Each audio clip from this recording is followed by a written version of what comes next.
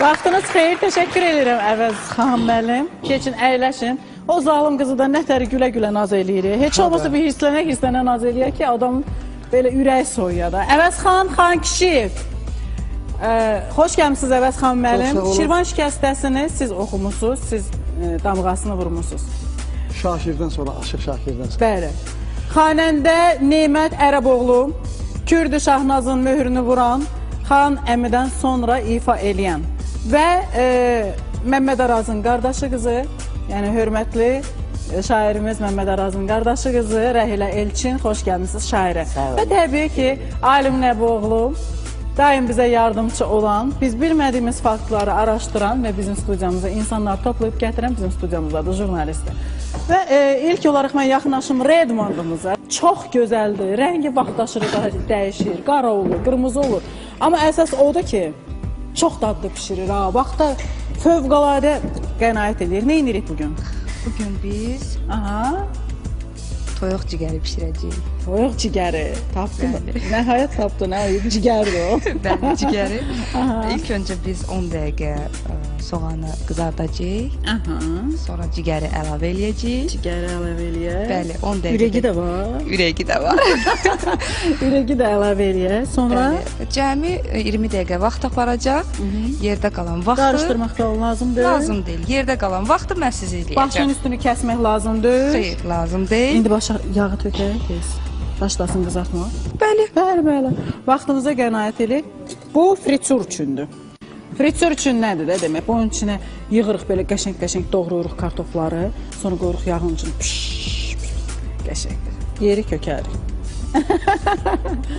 Və bu da buxarda pişirmək üçündür. Bəli. Aha, bu da buxarda pişirmək üçündür. Suyu tökürük qazanın içinə. Bunu da qoyuruq ağzına belə. Vəssalam, pişir yavaş-yavaş hər şeylə. Ən gözəlsə budur, bax nəyi götür. Götürür bax belə qazanı ki, əliniz yanmasın. Rahat-rahat Gün qazan işığına çıxarda bilərsiniz. Bəli. Bəli. Bu model Ulvira xanım Redmond M150-dir. Bəli, Redmond M150. Bizə bunlar lazım deyil, hə? Bugün bizə lazım deyil. Bəli. Yağı tökək. Baş aşbaz Ulvira Qarayevanın əlindən. Birinci yağı tökürəm, hə? Bəli. Bu yağ, bu soğan. 50 qram, 50 milliqram bizə bugün bitki yağı lazım idi. 200 qram var Yaşlı soğan. olar ki, zeytun olsun. Olar, o xanımların zövqünədir. Və 300 qram qaraciyər. Qaraşdırın. Bəli. Cigəri də sən orada bitər, elə gör nə edirsən. Cigəri. Cigəri yansın bu toyuğun. Aha. İndi buna bir proqram verib başlasın qızarmağa. Ağzını örtməlikdə qızarsın, hə? Bəli, qapağı bağlayırıq və rahat-rahat o orada öz işini görür.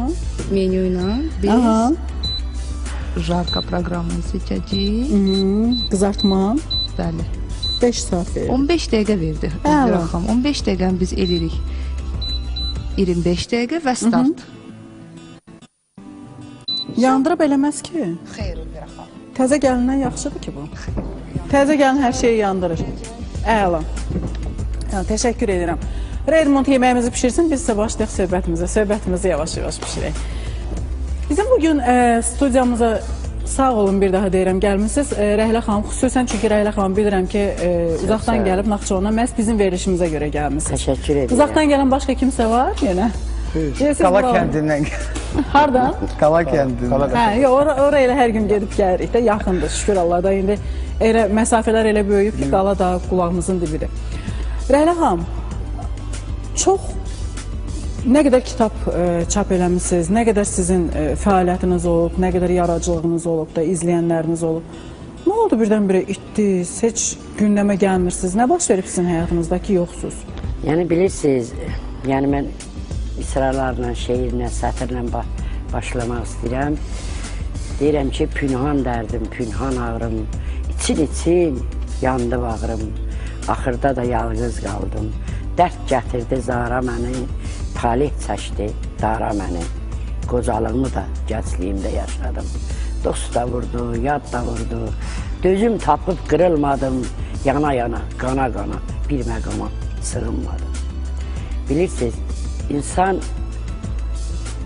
biraz mübariz olanda, çox dərdli olanda, ağır niskillərlə üz-üzə qalanda mənə elə gəlir ki, bir daha müdrikləşir.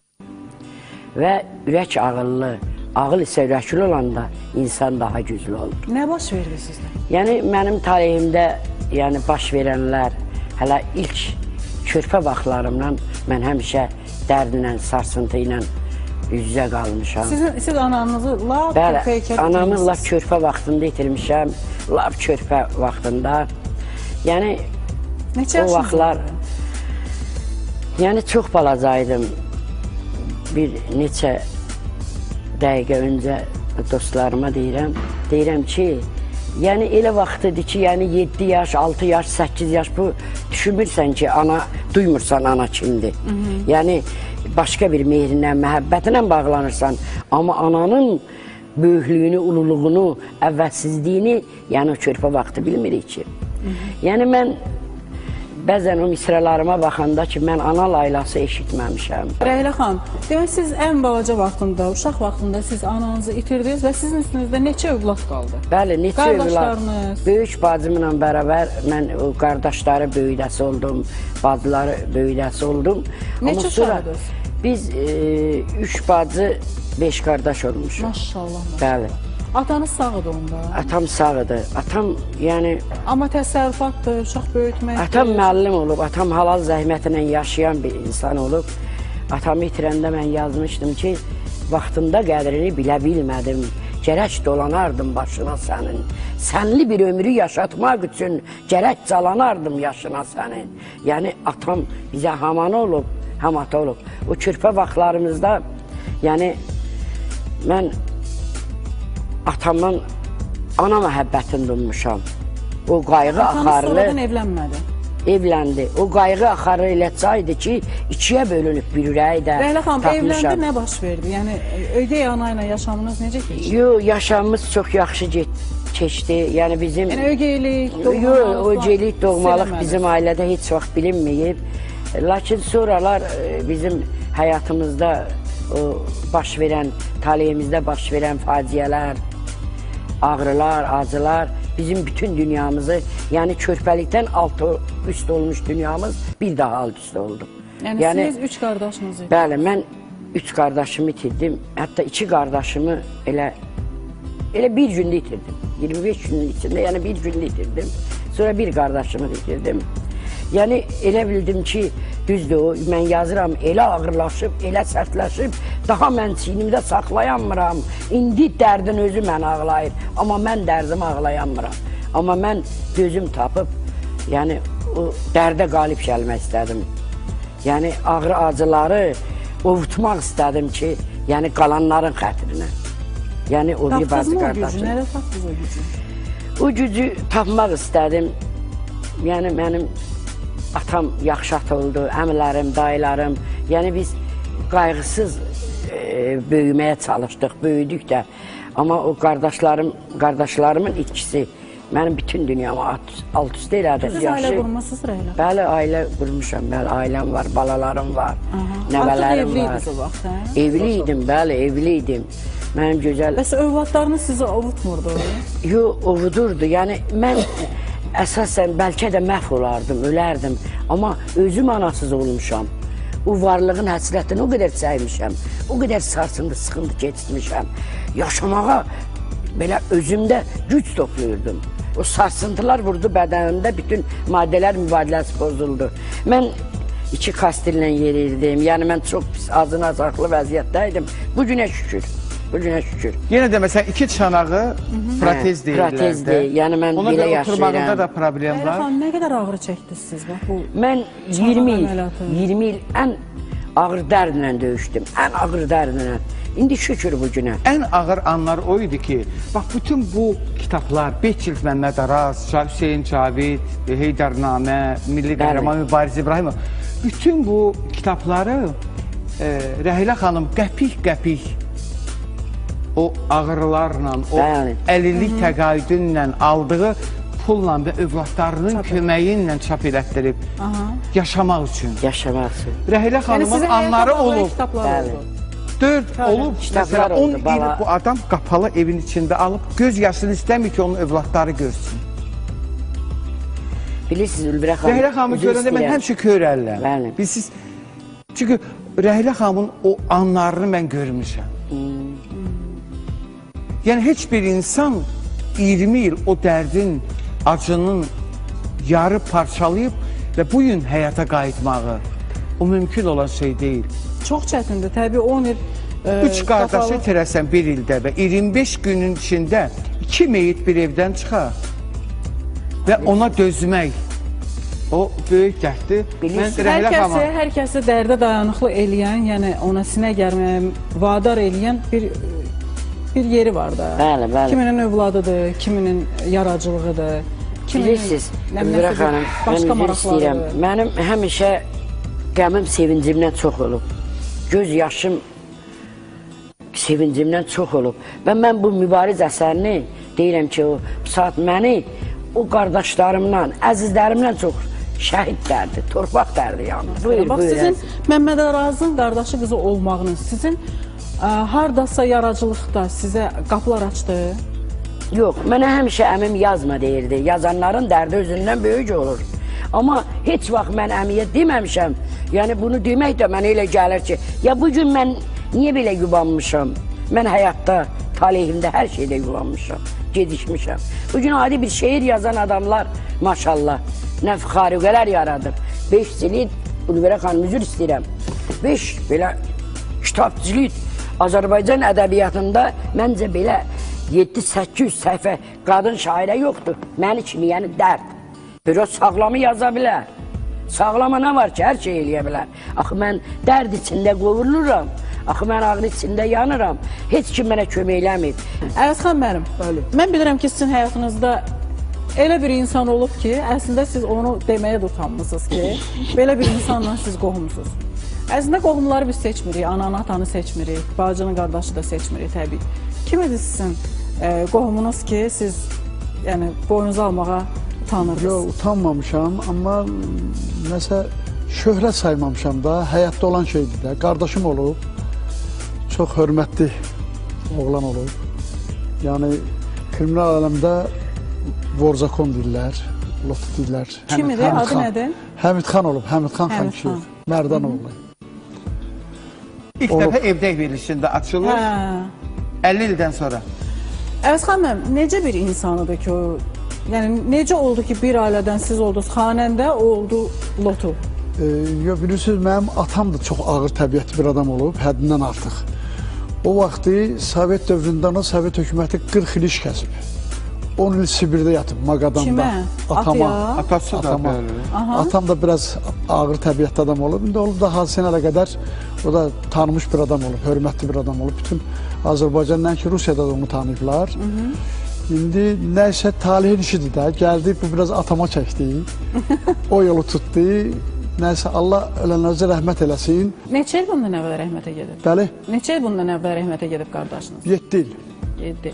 Bəs əgər münasibətləriniz bu gözəldirsə, hər şey yaxşı idisə, niyə siz intihar edirdiniz onun üzündən? Yox, inkar eləməmişəm, əstəğfurullah. Amma çalışırdınız. Şöhrət saymamışam özümə ki, harisə deyim ki, mənim qardaşım. Tanıyan tanıyıb. Amma çalışmışdı, siz özünüzü öldürmək istəyirdiniz. O başqa şeydir. Nə idi?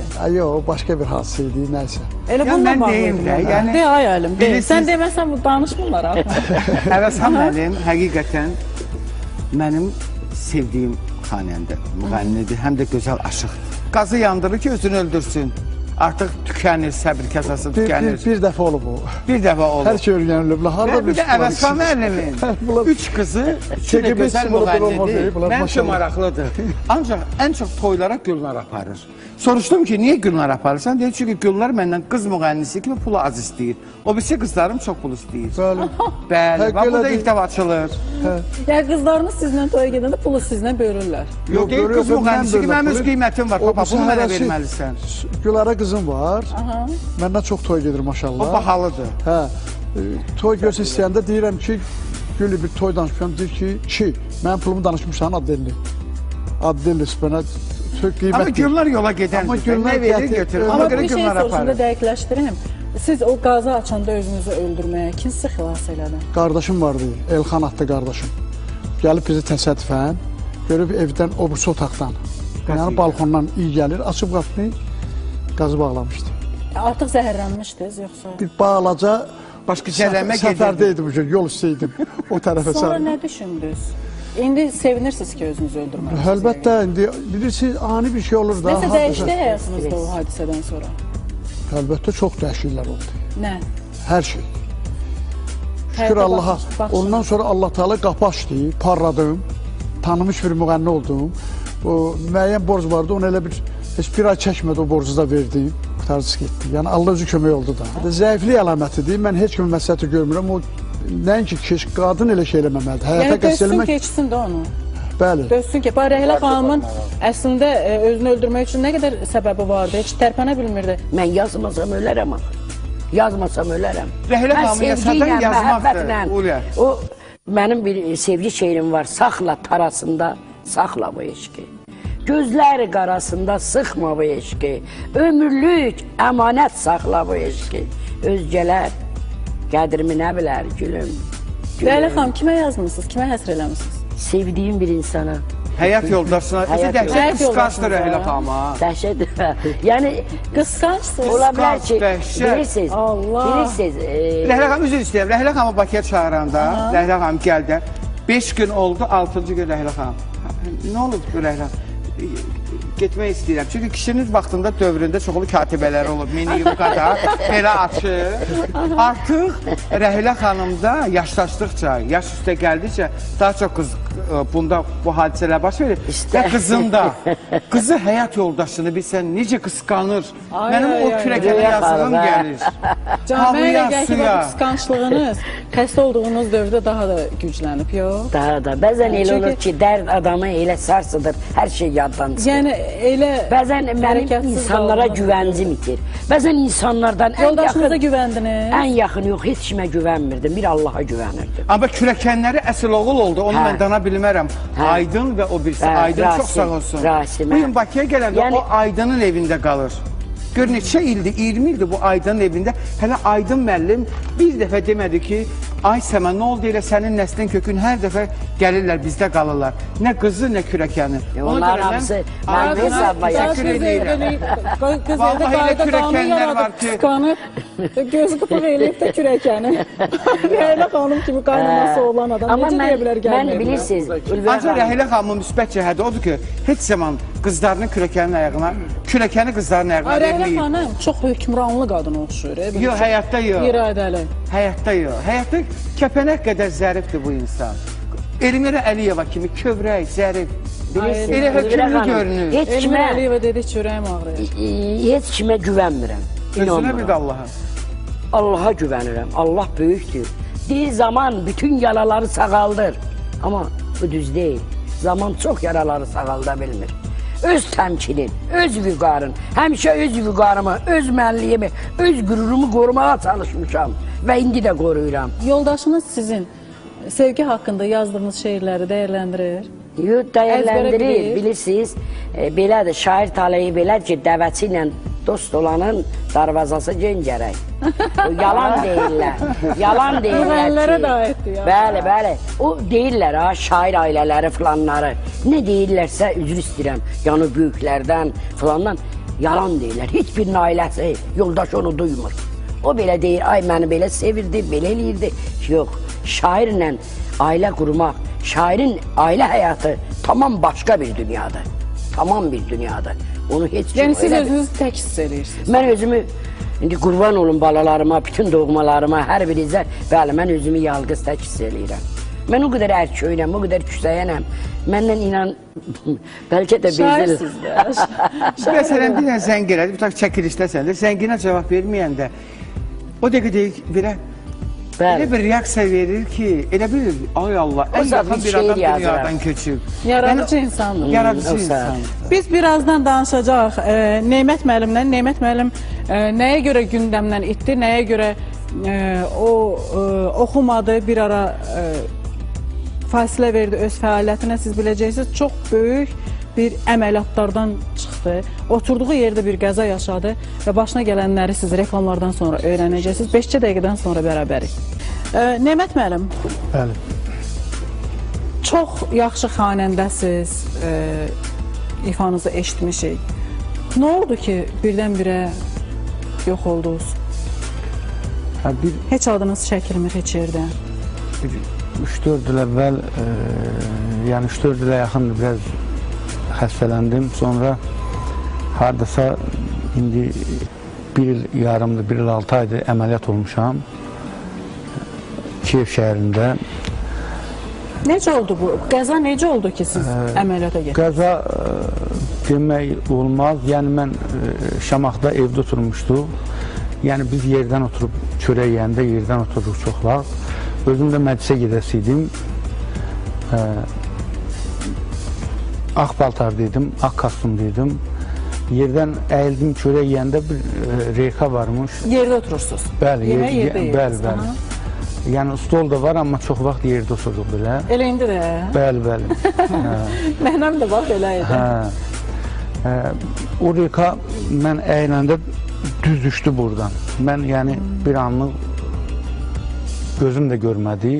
Atam, anam da oturmuşdu. Mən heç yəni bildirmədim ki, yaşlı insanlar da düşünər ki, nəsə oldu. Amma gördüm, başım ağrıyan deyil mənim. Gördüm, başım ağrıyır, kişərlənir belə.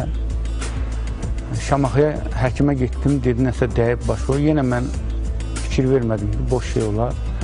Yavaş-yavaş, yəni iyun ayında olmuşdu hardasa. Gəldim, mart ayında mən artıq ayaq üstə dura bilmədim. Qoluma girirdi. Ağır reyka. Hə, bilinmirdi ki, nə idi. Mən deyirdim, başıma belə reyka dəyib, həkimlər elə bir müalicə yazırdı. Sonra tomoqrafiya olundu, Bakıda göndərildi Kiyev şəhərinə. Dedilər, tez bir halda əməliyyat olunmalıdır. Getdi Kiyev. Çox mu çəkdi reabilitasiya dövrü? Hardasa 12 saata yaxın əməliyyatda qaldım. Kiyevdə. Qorxurdunuz? Yox. Yəni başqa vaxt mən Allahın böyüklüyünə bir daha inandım. Yəni hamımız inanırıq, Allah böyüdür. Amma orada mən bir daha Allah Taala'nın böyüklüyünü gördüm ki, mənə o qədər səbir, güc verdi ki, yəni başqa vaxtı bir diş çəkdirəndə narahat oluruq adi. Amma o boyda əməliyyata mənim qardaşım yəni 2 gün çörək yemədi mənə görə, mən əməliyyata girəsiydim. Amma Allah Taala tərəfindən elə bir səbir gəlmişdi mənə ki, elə güc gəlirdi ki, mən bilmirdim ki, mən əməliyyata girəcəm hətta. Üçünüz də ölümdən qayıtmış insanlarsınız. Nə dəyişir insan həyatında? Haçan ki, artıq ayrıldın, gəldin özə başa düşdün ki, sənin ikinci həyatın başlayır. Nə dəyişir həyatda? Mən Hər şey dəyişir. icazə Bir versələr daha mən... mübariz olur. Yəni insan kimi necə dəyişirsiniz? Var mı o dəyişir? Mən özümü deyə bilərəm ki, yəni mən bir insana bəlkə yolunda ölümə gedinsən, o bunu bilmir, dərk eləmir. Amma Allah Taala'nın böyüklüyün düşünürsən, Allah Taala'nın sənə eylədiyi köməyi görürsən, deyirsən o boş şeydir, o bilməsə də bilməsin. Allah Taala bu işlərin hamını görüb. Əgər nə vaxtsa kiməsə, nə isə bir yaxşılıq eləmisənsə, Allah Taala onu görür və o nöqteyi nəzərdən o köməklik olur insana. Mən bilmirəm, mən ölümə bir addım yaxınlaşsam, Həyata sevgi artır. Sevgi artır, bəli, həyata sevgi artır. Nəyə görə deyirəm? Hər dəfə çətinliyim olandan sonra həyata sevgi yox. Sevgidən də əlavə insanlara rəhmi artır. Rəhim artır. Daha rəhimli, daha anlayışlı olursan insanlara İcazə qarşı. verin. Mən onu dedim axı, amma mən dolayısıyla yolla dedim. Yəni kimə nəyisə yaxşılıq eləmisənsə, o bilmirsə, deyirsən evdə otur, bilməsin, Allah Taala görür, bəs eləyir. Mən onu dedim, yəni o mənada və Əməliyyatdan sonra Alim Qasımov. çünki Alim müəllim orada bir söz dedi. Baş əyirəm onun qarşısında, mənim ustadım, dostum, Günəş öyrətli Alim müəllim Hacı. O dedi ki, dəyməyə gəlmişdi və dedi ki, Nemət, bu hər bir insan üçün həyatda bir cür imtihan olur. Biri avariya düşür, biri yəni əməliyyat olunur, hərə bir cür imtihandır. Amma bu imtihandan sən Allah'a şükür elə çıxmısan ki, yəni 12 saat az vaxt deyil. Onu da qeyd edeyim ki, Nemət müəllim bizim muğam ustadı, ölməz sənətkarımız Nəriman Əliyevin tələbəsidir. Muğamların sirlərini Alim Qasımovdan öyrənib. Yeganə xanəndədir ki, bəstəkar mahnıları oxumur, muğam təsnif yalnız xalq mahnıları oxuyur. Niyə oxumursunuz? Valla bilirsiniz, mən öyrənmişəm trio oxuyduq də, üçlük də. Əvvəllər trio deyirdik, üçlük. Nə bilim, heç əsas o qədər xalmanlarımız, təsniflərimiz var ki, elə onları oxusaq, yəni Belə təsniflər var ki, ilk ifaçısı qəzəllərlə Nemət müəllimdir.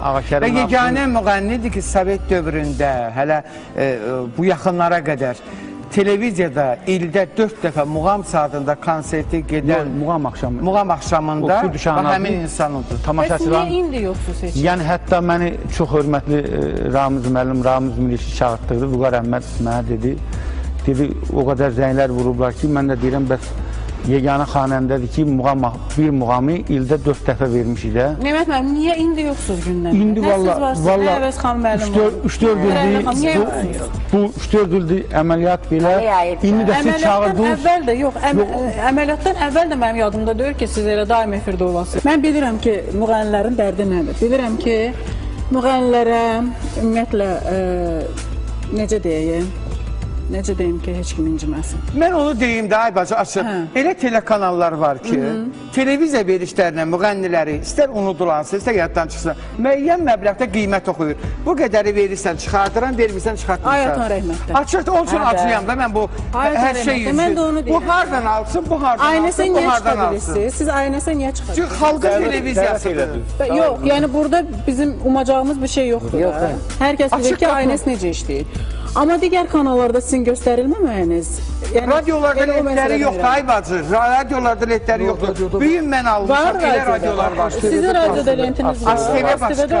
İlk dəfə mən oxuduğum təsniflərdə Ağakərim Nafisin təsnifləri. Videolar da var da, hə? Video çıxışlarınız var. Toylara tələbat var, çağırırlar. Ancaq efirlər çağırmır. Toylara maraqlıdır, çağırırlar. Amma hansı qiymətə çağırırlar? Baxır da. Baxın, sizlə bərabər gündəmə gələn, hətta adını çəkməyim, deməyim, musiqiçilər var ki, hansılar ki, indi oxuyur da, düzdür? Nə bilim, gitara çalıb, qarmon çalıb, çox yaxşı da oxuyurlar, onlar gündəmdədirlər, onları toylara çağırırlar, onlara, belə deyək də, xahişlə, minnətlə aparırlar. Amma siz çox ucuz gedirsiniz toya. Nə oldu, nəyi tuta bilmədiniz həyatda, nədən tutuna bilmədiniz ki, siz? Bilirsiniz nətərdir, elə bu efir özü reklamdır da. Yəni, efirə ki, kim çıxır, sənəti oldu, olmadı. Özü də bilirsiniz, efirdə gündə sənətdə olanlar, görüşən adamlar var, müğənilər var. Sənət haqqı, sənətdən xəbəri yoxdur. Amma gündə toydadırlar, yaxşı da qiymətə gedirlər. Məsələn, mən... Amma bax, eləsi var ki, sənəti yoxdur, amma efirə gəlirlər. Nəyə görə gəlirlər onlar? Yaxşı danışırlar, öz mahnılar, yeni mahnılar yazdırırlar, gətirirlər və maraq saxlayırlar. Yəni, əli nəbzdə saxlaya bilirlər. Bəlkə siz haçansı tənbəllik eləmişsiniz? Yox, tənbəllikdən əlbəttə çox maraqlıdır. Məsələn, deyir ki, istedadlılara kömək eləmək lazımdır. İstedadsızlara özləri yol tapacaqlar özlərinə.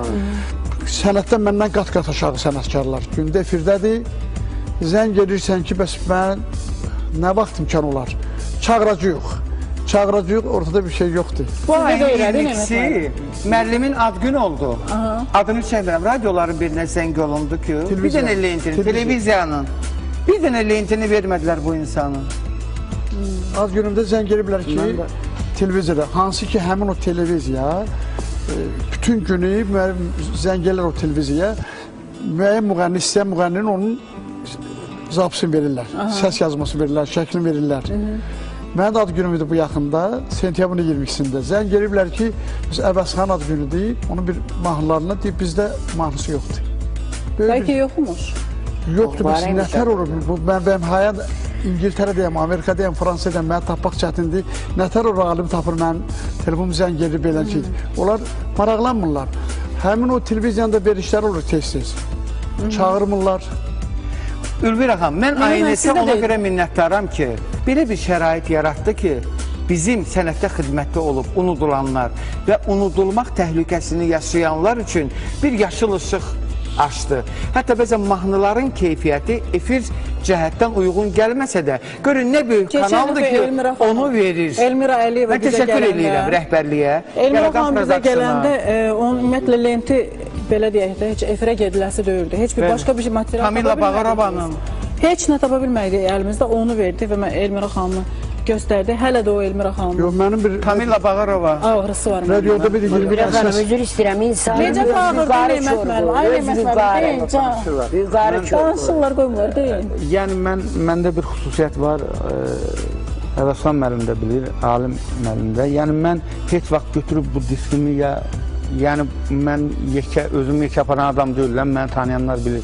Amma qeyrisini apara bilərəm ki, bu oxuyandır, belədir. Amma mən tanımayan bir efirə gedim ki, mənə də çəkin, bunun heç vaxt şəxsiyyətim mənə yol vermir. Amma onu tanışlar vasitəsilə. Amma alim oxuyur. Birinci dəfədir ki, hansısa verilişdə danışır. Bu danışmayıb, yalnız oxuyub. Yəni dəvət elədi, göz üstə gəldim. Birinci dəfədir ki, nəsə danışır bu adam. Bu müğənnilik sənəti nədir? Ay qadan olmuş. Şair belə deyək ki, özünü rahat falan belə tuta bilər də, şairin peşəsi o danış. Amma ki, müğənni elə eləməlidir ki, hər yerdə özünü soxmalıdır. Biz xanəndə, biraz xanəndə ilə müğənniyə mən ayrı baxıram. Xanəndə bəli. Yəni, üçlük oxuyan xanəndədir. Xanəndə belədir ki, yəni xalqa nümunə olmalıdır. Oturuşu ilə, duruşu ilə, geyimi ilə. Buna tamamilə razıyam. Yəni, başqa cürbəcür geyimlər var. Mən kimsəyənsə dalıcan danışmaq istəmirəm. Nə cür geyimlər? Yəni, belə həddən artıq müasir geyim bizim qədim xal musiqimizə yaraşmır. Mən belə xanəndələrin hamısı elə kostyumda oxuyurlar. Başqa cür geyinlər var. Yox, mən xanəndədən danışmıram. Yəni, siz müğənnilər deyirsiniz ki, həmin müğənnilər gedir, məsəl, o kanala bir söz desələr incimir, qayıdır. Amma yəni mən özümə heç cür, indi yenə deyirəm, dəvət elədiniz, minnətdaram. Siz kiməsə meydan oxuya bilərsiniz? Oxuyaram, bütün müğənnilərə. Məsəl üçün? Hamısına. Siz mənə deyin, mən çağırın. Kimi sizi çağırın? Adlısından tutmuş adlısına qədər hamısından hazıram qoyun. Yəni deyirsiniz, çulunuzu sudan çıxardarsınız da. Hər zaman meydana Ülmürə xanım iki güldür. Yəni oxumaqla canım bala, yoxsa əlbə yaxa döyülsə meydana çağırır. Yox, oxumaq meydanı, oxumaq meydanı. Yox, qanunda kriminallıq var. Həmid xan var, atası var. Ay Allah, Əvəzxan müəllim. İndi mən Redmonda keçim, bir Redmonda qulaq asım. Neymət müəllimi də eşidəcək. Nə oldu? Boşaldı ki bu? Hazırdır. Yeməyimiz gəlir. Aha, hazırdır. Oha, cigər pişdi. Pişdi. Əsas o deyil, cigər pişsin. Vəssalam. İndi özün dadına bax, mənə təriflə də. Mən artıq yemişəm Elmira xanım. Təşəkkür edirəm. Redmonda hökmən gedin Redmonda. Çünki Redmond sizin həyatınızı asanlaşdırır. Bir gəlini əvəz edir. Əməli başlı işləyirsiniz, keyf edirsiniz. Redmond işləyirsiniz, keyf edirsiniz. Redmondun işi nədən ibarətdir? Siz hər şey əlinizə nə düşürsə, əslində elə bir çətin bir şey yoxdur. Götürürsünüz bura yağı tökürsünüz, tuzu istiyordur və əlinizə hansı ərzaqlar düşürsə, tökünün içinə proqramını verin, nə istəyirsinizsə, o sizin üçün onu pişirsin, siz də keyf edin, yoldaşınıza naz eləyin. Uşaqların dərsinə baxın, gedin saçınıza baxdırın, dərinizə qulluq eləyin. Bax, belə həyat yaşayın. Redmond sizi elə gözəlləşdirəcək. Redmonda evə alırsınız, vaxtınız artır, özünüz gözəlləşirsiniz, sizin həyat yoldaşınız sizi daha da çox sevir. Bax, belə bir şeydir Redmond. Təşəkkür edirəm Gülara xanım. Proqramımızın sonunda istəyirəm bizim hörmətli xanəndəmiz Neymət Ərəboğlu bir ifasını bizə göstərsin. Darıxmışıq, çoxdan da eşitmirik. Və bununla da sizlə sağollaşaq növbəti proqramımıza qədər inşallah. Növbət dəfə yenə saat 1-də görüşəcəyik.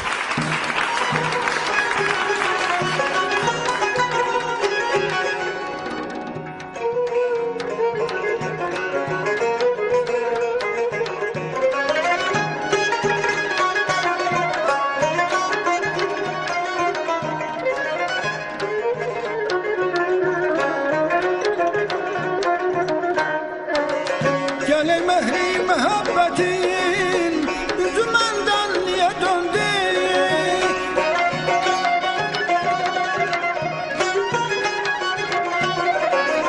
Gələk məhri məhəbbətin üzü məndən niyə döndü? Ağzı şəkərlə bu qəndim ay gülüm üzü məndən niyə döndü?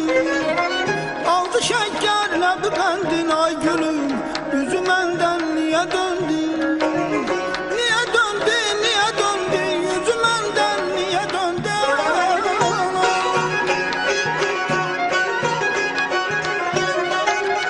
Niyə döndü, yüzü məndən niyə döndü?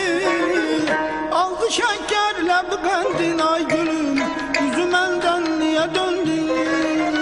Ağzı şəkərlə bu qəndin ay gülüm, yüzü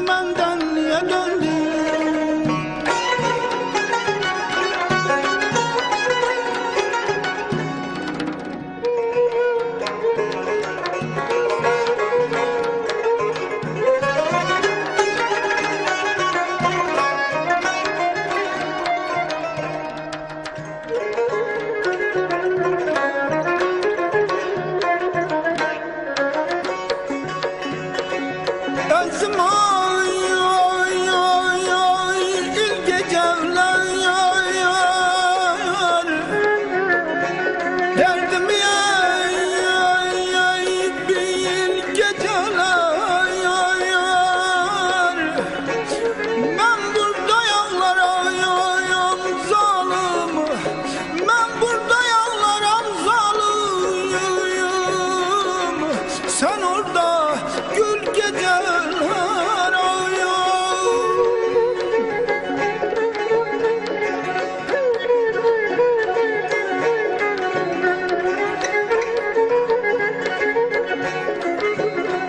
Azim badam sevgilim, demek ki sana yadam sevgilim. Uzaktan boyun görsem dünya kadar şadam sevgilim, şadam sevgilim, sevgilim.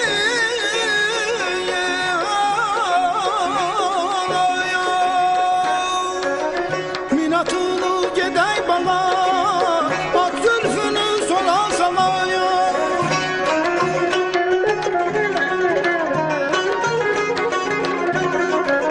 Minatını gedey bana, at zülfünü sola salaya. El esker sana sadalaya gülüm, üzü menden niye döndü?